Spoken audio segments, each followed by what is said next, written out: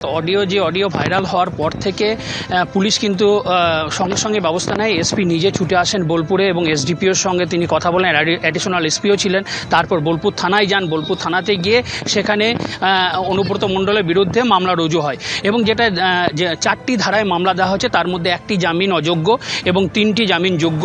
এবং আজকে কালকে মামলা করার 3 ঘন্টার মধ্যেই সমন ধরানো হয় অনুব্রত মণ্ডলকে এবং তাকে বলা হয় যে আজকে 11টার মধ্যে এসডিপিও অফিসে তাকে হাজিরা দিতে হবে। কারণ এই পুরো মামলার যিনি তদন্তের দায়িত্ব রয়েছেন তিনি বোলপুরে এসডিপিও রিকি আগরওয়াল, এবং তার কাছেই তাকে আসতে হবে এবং তার জন্য ব্যবস্থাও রয়েছে। আমরা দেখতে পাচ্ছি এসডিপিওর গাড়ি দাঁড়িয়ে রয়েছে, এখানে ব্যারিকেড দিয়ে কিছুক্ষণ আগে ঘেরা হয়েছিল, কিন্তু সেই ব্যারিকেড এই মুহূর্তে তুলে নেওয়া হয়েছে এবং যেটা পুলিশ সূত্রে আমি জানতে পারছি যে এসডিপিও অফিসেই তাকে জেরা করা হবে। কিন্তু অন্যদিকে জানা যাচ্ছে অনুব্রত মণ্ডল তিনি নাও আসতে পারেন এবং যেটা অনুব্রত মণ্ডলের সূত্রে জানা যাচ্ছে যে তিনি আজকে পুলিশের এখানে নাও আসতে পারেন এবং আগামী সোমবার যেহেতু 4টে মামলা মামলা দেওয়া হয়েছে, যে একটি মামলা জামিন অযোগ্য হলেও সেই মামলাতে জামিন পাওয়ার তার সম্ভাবনা রয়েছে।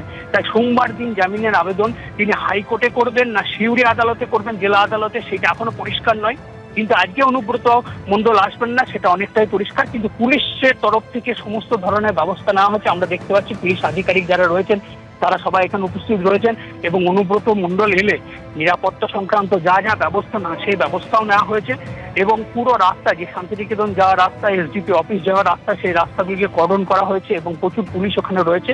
এবং যেটা আমরা জানতে পারছি যে কালকের ঘটনায় পুলিশ কিন্তু পুলিশ সুপার নিজে জানিয়েছিলেন যে পুরো ঘটনায় পুলিশ কঠোর ব্যবস্থা নেবে এবং সেই ব্যবস্থা নেওয়া হয়েছে। 4টি ধারায় তার বিরুদ্ধে মামলা করা হয়েছে।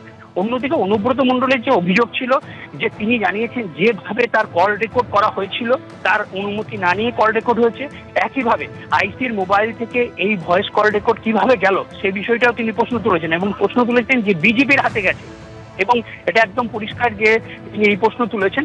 কিন্তু তৃণমূল দলের তরফ থেকে যেটা জানানো হয়েছিল যে 4 ঘন্টার মধ্যে তাকে ক্ষমা চাইতে হবে, কারণ যে ভাষা তিনি ব্যবহার করেছেন এবং অডিওতে যে ভাষা উঠে এসেছে তাতে দল কোনোভাবেই সেই ভাষাকে সমর্থন করে না। এবং একটা জিনিস খুব পরিষ্কার যে তাকে ক্ষমা চাইতে হবে এবং 4 ঘন্টা তাকে সময় দেওয়া হয়েছিল, কিন্তু 4 ঘন্টার অনেক আগেই তিনি ক্ষমা চেয়েছিলেন। প্রথমে একটা চিঠি লিখেছিলেন, পরে সেই চিঠি না তারপর আরেকটা চিঠি তাকে দিতে হয় এবং তারপরেই পুরো বিষয়টা মেটে। ধন্যবাদ ভাস্কর।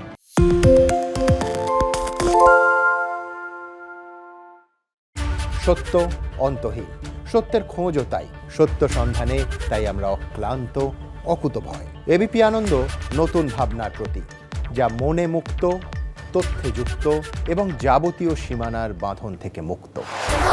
সীমা না শব্দটির মধ্যে লুকিয়ে আছে মানা শব্দটি, যেন চোখ রাঙানি এক অদৃশ্য বেড়াজাল যা আটকে রাখে আমাদের এক ছোট্ট গণ্ডির মধ্যে।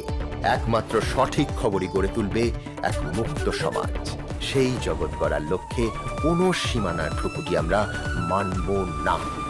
এবিপি আনন্দ এগিয়ে থাকে, এগিয়ে রাখে।